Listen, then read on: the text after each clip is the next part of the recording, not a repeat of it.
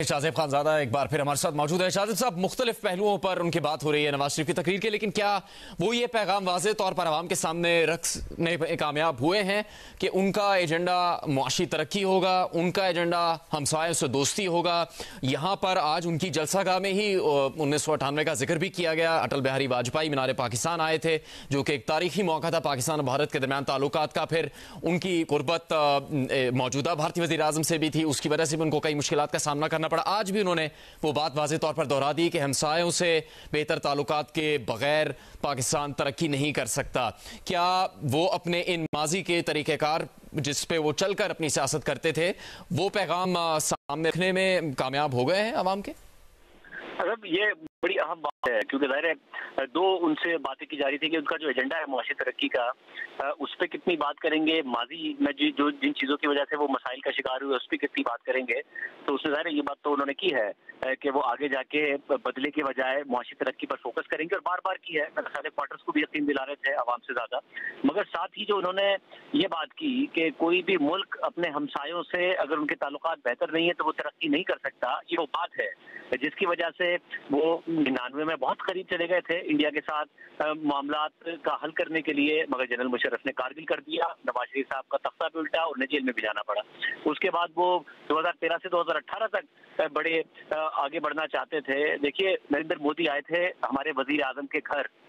नरेंद्र मोदी जैसा वजीर आजम हमारे वजीर आजम के घर आए तो हमें अपने वजीर आजम को इल्जाम तराशियां शुरू कर देनी चाहिए, या ये उसकी एक बहुत बड़ी डिप्लोमेटिक विक्ट्री थी कि अनअनाउंस्ड एक वजीर आजम जो कि बीजेपी के वजीर आजम है, एक राइट विंग पार्टी है, उनकी किस किस्म की सियासत है, वो अनअनाउंस्ड हमारे मुल्क में चल के आ रहे हैं। तो हमने ही अपने ही मुल्क के वजीर आजम को गद्दारी के फतवे डाल दिए।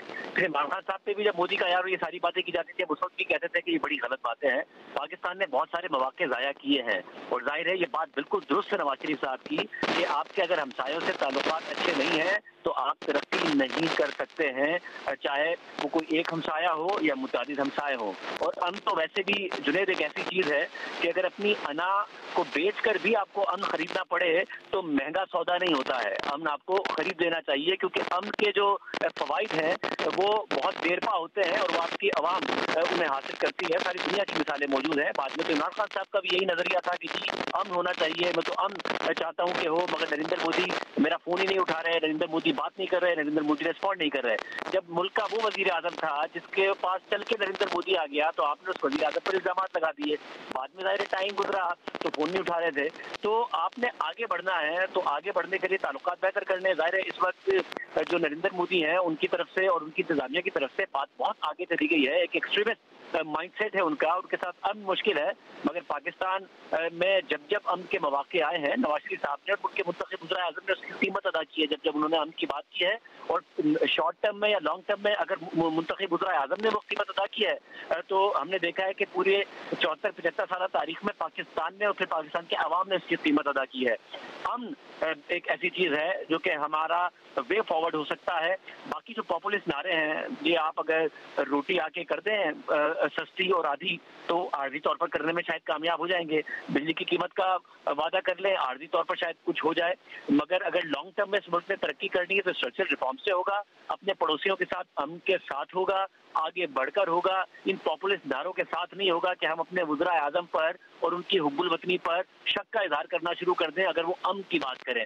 क्योंकि वाकई दुनिया में कोई अब मुल्क नहीं है ऐसा जो हमसायों से लड़कर तरक्की कर सके। दुनिया बदल गई है, दुनिया के इकोनॉमिक मॉडल्स बदल गए हैं, और हमें और नवाज शरीफ साहब को जाहिर है बड़े कुछ और फैसले करने होंगे कि आपको ट्रेडर से, आपको रियल एस्टेट से भी टैक्स लेना होगा, प्राइवेटाइजेशन प्रोग्राम आगे बढ़ाना होगा।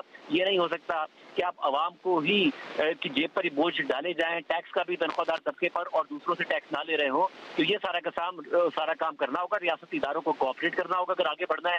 क्योंकि जैसे शफरजई साहब हमारे इंटरव्यू में बता चुके कि स्मगलिंग रोकने की कोशिश की तो रियासती इदारों की तरफ से मसला था, अगर रियल एस्टेट पर टैक्स लगाने की कोशिश की तो जनरल बाजवा साहब रुकावट थे। मगर हमें पिछले 5-6 माह में नजर आया है कि रियासती इदारों ने अपना किरदार अदा किया है। स्मगलिंग के क्रैकडाउन में किरदार अदा किया है, रुपए की स्मगलिंग में के क्रैकडाउन में अपना किरदार अदा किया है, SIFC मॉडल बना है।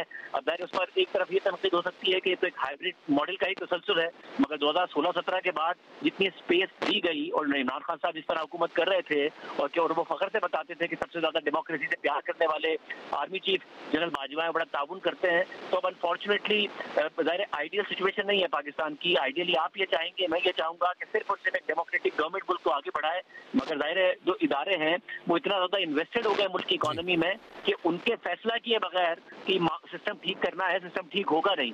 तो सबके ताबू से सिस्टम ठीक हो सकता है, ना कि एक दूसरे को टारगेट करने से या एक दूसरे के बदले से। और अगर नवाज शरीफ साहब सियासी जमातों को, इदारों को, सबको साथ लेकर चलने की बात कर रहे हैं तो उम्मीद करते हैं कि एक रास्ता उसमें तहरीक इंसाफ के लिए भी निकले। एक पॉपुलर पार्टी है, उनके वोटर सपोर्टर को भी मौका मिले कि वो क्या चूज करना चाहते हैं, किस तरीके से आगे बढ़ना चाहते हैं। शाहज़ेब साहब, बिल्कुल बहुत शुक्रिया आपकी इस राय के इजहार का। शाहज़ेब खानज़ादा की राय आपके सामने थी। नवाज शरीफ के मजमूई तौर पर खिताब में बहुत से ऐसे पहलू हैं जिन पर गुफ्तगू होगी।